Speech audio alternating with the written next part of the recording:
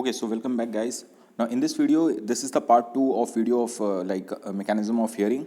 So in the part 1, in the previous video, I have discussed about the auditory pathway. We have discussed that this is just an overview of the auditory pathway.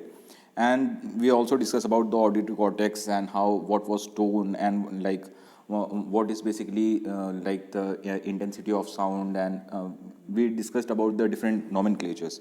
Now we'll be discussing about the auditory processing, like how this processing basically takes place.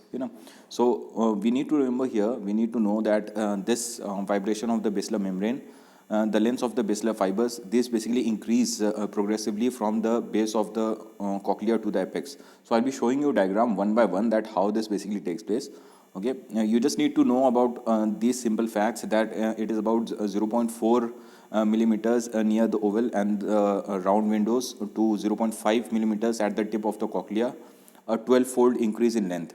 So the diameters of these fibers, however, decrease the oval window to the helicotrauma, so their overall stiffness decreases more than 100 folds. So thus the high frequency resonance of the basilar membrane occurs near the base, where the sound waves enter the cochlea through the oval window. And the low frequency resonance here, these basically occurs near the helicotrauma. Okay, so I'll be showing you diagram one by one. I'll be showing. So this is how the auditory processing takes place. These are the traveling wave. Here you will see that the pressure wave sets the basilar membrane into the ripple, and which is transverse wave has been called the traveling wave. So the amplitude of the ripple increases till it reaches at its maximum at a specific site of on the membrane, and then declines rapidly. So here you can see the higher frequency you can see which starts here, and the lower frequency is actually starting here. Fine. So and the medium frequency is like this. So this is like the distance from the stapes. This diagram I have taken from Guyton. Here this shows the distance from the stapes in millimeters. So the frequency here you can see, if it is suppose 8,000, so here this will fall 0 to 5 millimeters, and if suppose the frequency is 200, then it will fall around here 25 to 35 millimeters. So this is how basically this falls. Again, I'll be showing you different diagrams that how this basically works. So this diagram basically shows you about the auditory transduction, that how this transduction takes place, how these action potentials are generated. So there are few mechanisms which basically involves this. The first one is the basilar membrane. This basically oscillates. Okay, so here you can see this you have the tectorial membrane here, and then you have this basilar membrane here. So what happens here is that there is a shearing force between the basilar membrane and the tectorial membrane here. So when there is a shearing force here, what it does is that this will cause the bending of the stereocilia. So this stereocilia which you see here, there is bending here, and this is like the hair cells. Fine, this is the hair cells, and this is all your stereocilia. So this will basically cause what? This will cause the bending of the stereocilia. This will then generate the generator potential, which will then increase the frequency of action potentials, right? So once the frequency of action potentials are increased, this will lead to higher the frequency perceived as a loud sound. Fine. So this is how basically the auditory transduction takes place. After this auditory transduction, I'll also be discussing about the various theories of hearing. Okay. So this is just about a broad view about the genesis of action potentials in afferent nerve fibers. So remember that these very fine processes called tip links tie the tip of each stereocilium to the side of its higher neighbor, and at the junction are cation channels in the higher process that appears to be mechanically sensitive. So these mechanoreceptive channels, these are called as the transduction channels. So here in the previous video also I have discussed that how this calcium basically enters via this channel, and these produce depolarization. Okay, and like potassium is abundantly present in the endolymph. So now I'll be showing you that how this molecular movement, like this molecular motors here, this will basically this will be releasing the tension at the tip of the tongue, tip of this tippling. Okay, so in this diagram, this shows that how the genesis of action potentials in afferent nerve fibers takes place. So this basically causes the channels to close, and permit a restoration of the resting state. So the motor apparently is myosin based. Depolarization causes release of the glutamate. So here, whenever like there is depolarization here, you can see that there is influx of potassium and calcium. Okay, and this is basically how this how the action potentials are basically generated in the afferent nerve fibers. Another thing to discuss here is the genesis of the action potentials. Here is that this potassium that enters the hair cells via the transduction channels is recycled. Okay, so here you can see that this is the organ of Coti. Here you can see that how like in the scala vestibuli, in the scala tympani, how these basically like endolymph which is inside, how this potassium is basically maintaining its resting membrane potential. Okay, so it enters into the supporting cells and then passes on to other supporting cells by the way of tight junctions. So in the cochlea here, it eventually reaches the stria vascularis. Okay, so this one here is basically your stria vascularis, and what it does here is that is secreted back into the endolymph, and this basically completes the cycle. Fine. So this is how basically like you see here that these are basically the spiral ligament and the stria vascularis, and this potassium is basically like recycled here. Okay, this goes on recycling. So this is how your action potentials are taking place. Your auditory transductions are taking place while hearing. So these are the cochlear action potentials. Here also one of the questions which are very much important in your MCQs is that there is no diffusion gradient between the ions, and the most important is the potential difference. This transduction here, they will ask about the potential difference. Okay, so the endolymph has plus 80 millivolts and the hair cells have minus 8. I'll erase this all. Okay, fine. Again, I'll be discussing this. Okay, so this large potential difference, that is around 150 millivolts. Endolymph has plus 80 millivolts. Okay, and the hair cells has minus 70 millivolts. Interior, that drives the cation, potassium and like calcium into the stereocilia. This causes depolarization of the hair cells. So always remember that during the depolarization of the hair cells, there is no influx of sodium. There is only influx of this potassium and calciums. Okay, why? Because there is a large potential difference, that is about 150 millivolts, which exists between the endolymph and the hair cells. Okay, endolymph is plus 80 and the hair cell is minus 70 millivolts. So this depolarization causes voltage gated calcium channels at the base of the hair cells to open, and this causes this allows more calcium to enter. So the influx of the calcium causes release of the neurotransmitters, which are the glutamate from the cells, and this glutamate causes depolarization of the sensory afferents. So this is the diagram which basically shows this. Previously this slide here, the diagram basically explains that how this takes place. So this is the generation of the endocochlear potential. These are very important topics as per your NEET PGs. Okay, so here you need to know that how this generation of endocochlear potentials takes place. So remember that these are your voltage sensitive. I'll discuss this. Okay, these are the transduction channels.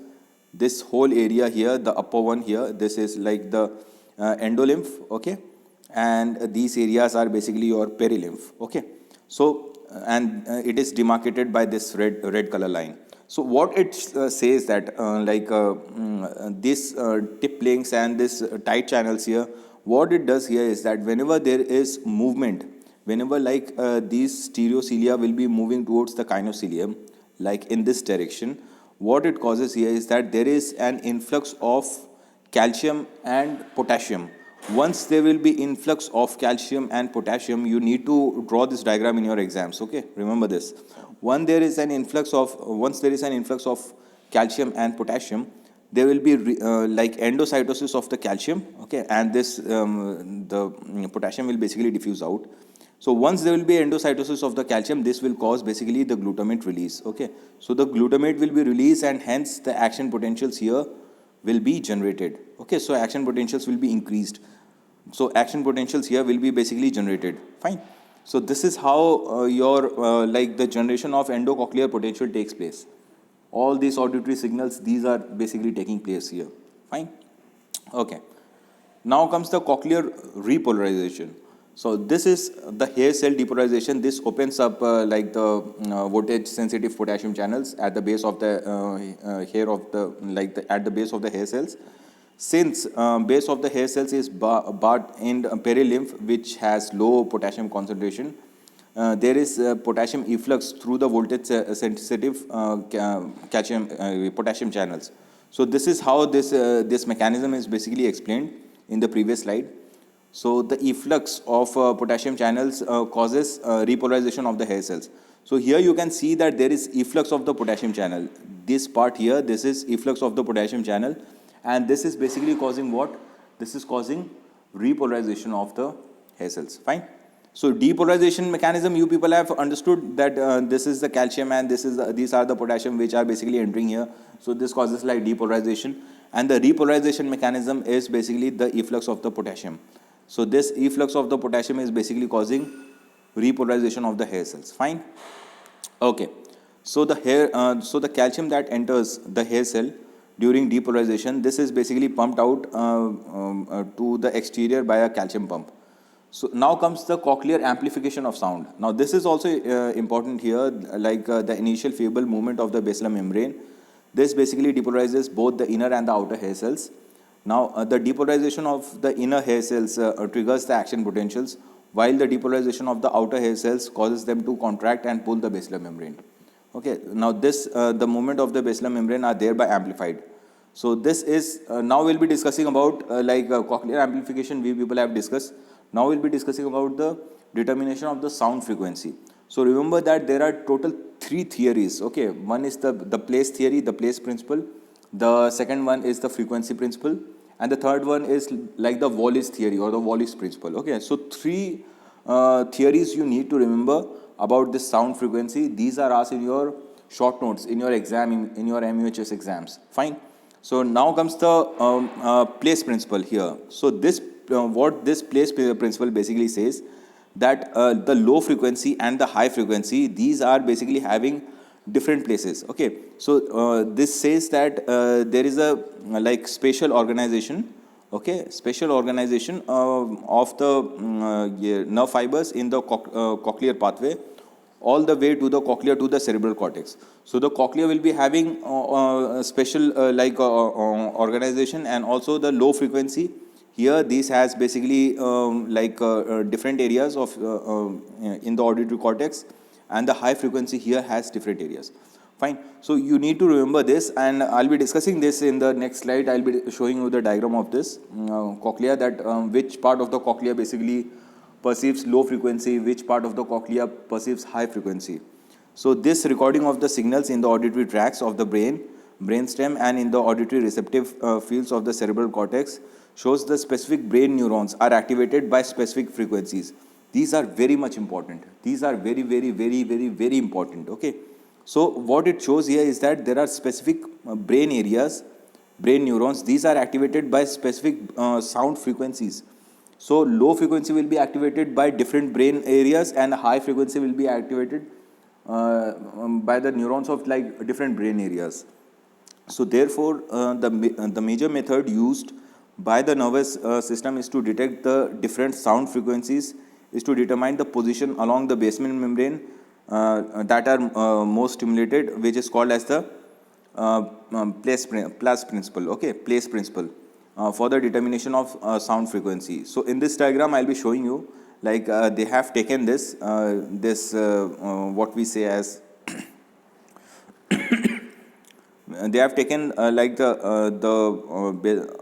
okay, here they are basically discussing about the basilar membrane, the uncoiled cochlea. They have shown this diagram here. Actually, the cochlea is snail shaped, but they have shown this schematic diagram, and they are trying to explain you like which part of the cochlea perceives higher frequency and which part of the cochlea basically perceives lower frequency. Okay, so first focus on this part. Okay, we all know that this is external ear, this is middle ear. Now we are discussing about this whole part, this is which is the internal ear. Okay, the inner ear. In this inner ear, we are discussing the cochlear part. Fine. In the cochlear part, we are discussing like the whole this 0 to 30 millimeters is basically its length. Okay, it is basically coiled like but here we are discussing in a diagram which is straight. Okay, so just to represent you that which part basically perceives which frequency. So here you can see that the basilar membrane here, the area which is closer to the basilar membrane of this uncoiled cochlea here, this basically perceives 10,000, 9,000 hertz. Okay, of this, these are basically your higher frequency, and those area which are in the apex, the helicotrauma here, these are basically perceiving low frequency. Fine. So this is basically the place theory, or the place theory which we say. This is the most important theory in your like hearing, and this is also asked in your short notes. So you people have to represent that the higher frequency, that is the 10,000, 9,000, these are basically like these are perceived at the basilar membrane. Okay, and the apex and the helicotrauma here of this cochlea, these are basically like perceiving the lower frequency. Okay, 1,000, 2,000, 5,000, these are basically perceiving the lower frequency. So this as explained, this is another diagram which I am showing. This is like your original coiled kind of cochlea, and this shows that which part is basically perceiving a low frequency and which part is basically perceiving high frequency. So here the basilar membrane which you see here, at the base higher frequencies are basically perceived, that is around 1500 to 20,000 hertz. The basilar membrane when it goes towards the apex here, these are the like the if suppose this is in the middle here between the base and the apex, this here in the middle, so these are basically perceiving medium frequency waves. These are 600 to around 1500, and when it goes towards the apex here, these are basically perceiving lower frequency. When these are going to the apex, these are basically perceiving lower frequencies. Fine. So remember this, in this diagram it shows that the apex here, these are basically perceiving very low frequency. These are like 200 hertz, then it's 400 hertz, 600 hertz, and as soon as like it goes towards the base, near the basilar membrane, it goes towards the base, then that is basically 20,000. Okay, like 7,000. So this is how this shows. Shows like how this basically the basilar membrane, how like these are perceiving different frequencies. At the apex, the frequency is low. At the base, the frequency is higher. Okay, this is your place theory. Now comes the Wally principle or the frequency principle. But first we'll be discussing about the Wally principle, then we'll be discussing about the frequency principle. These are different, two different things. So the Wally principle here is that like the low frequency sounds from 20 to 15,000 to 2,000 cycles per second, these can cause a volley of nerve impulses which are synchronized at the same frequencies, and these volleys are transmitted by the cochlear nerve into the cochlear nuclei of the brain. So in fact, the destruction of the entire apical half of the cochlea, which destroys the basilar membrane, where all lower frequency sounds are normally detected, does not totally eliminate the discrimination of the lower frequency sound. So here this basically shows that how the Wally principles work. I'll show you this diagram. Okay, so this is basically the sound. Here you can see the sound which is basically traveling. Now one is neuron 1 here, a sound is generated first, then the second, then the third. In the neuron 2, another, like these are picking up the different sounds. The neuron 3 is also picking the different sounds, and neuron 4 is also picking the different sounds. So out of all this, like if we combine all the neuron 1, 2, 3, 4, the total response will be like this. Okay, sorry, the last thing which you see here, the total response, this is picking up like neuron 1, 2, 3, 4, like this is your whole total response. Okay, so what it says that one after the another, all the neurons are basically functioning. So basically these are picking up the sounds. This is called as the Wally principle. Fine. So what are the differences between all these things, like your place theory, the frequency theory, and the Wally principle? Listen to this. This is your take home points. Okay, how does the inner ear turn sound frequency into the neural frequency? So always remember, like the place theory which we discuss here. Okay, like if suppose there is a short wavelength, so this will equal to the high frequency. So you can see in this diagram. And if suppose there is a long wavelength, then that is equal to low frequency. Reddish color this is shows. Okay, so the place theory here says that at high sound frequencies, the signals are generated at different locations in the cochlea. Depending on the pitch, the brain reads the pitch by reading the location where the signals are coming from. Okay, so place theory says that at higher frequencies, basically there is different locations. I'll mark this. Remember this, okay? The key word is here is different location at higher frequencies. So we have discussed in the place theory that low frequency was towards the apex and the higher frequency was towards the base. Now comes the frequency theory here.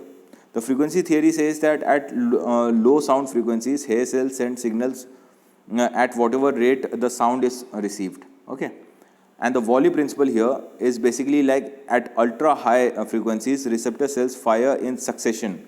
Okay, one after the other, all the neurons are basically firing, and these are basically combining to reach at the higher firing rates. Okay. Same thing is here. Here again they have discussed like the place theory here. There are different pitches which activates different places of the cochlear basilar membrane. Okay, so this thing is very much clear about the place theory. This explains that how we hear high pitch sounds. Okay, so high pitch sounds are basically here we can say that there are different places which are basically getting activated on the cochlea's basilar membrane. Now comes the frequency theory. Frequency theory says that the whole basilar membrane, these basically vibrates at the frequency of the sound. So this explains that how we hear the low pitch sounds. Okay, the higher pitch sound is basically like this discriminates, like this shows that how the place theory takes place, as there are different places on the cochlea's basement membrane which are basically perceiving this high pitch sounds. Okay, and the frequency theory says that as a whole basilar membrane, this vibrates at the frequency sound, and this explains that we can hear the low pitch sounds. Then comes the Wally principle.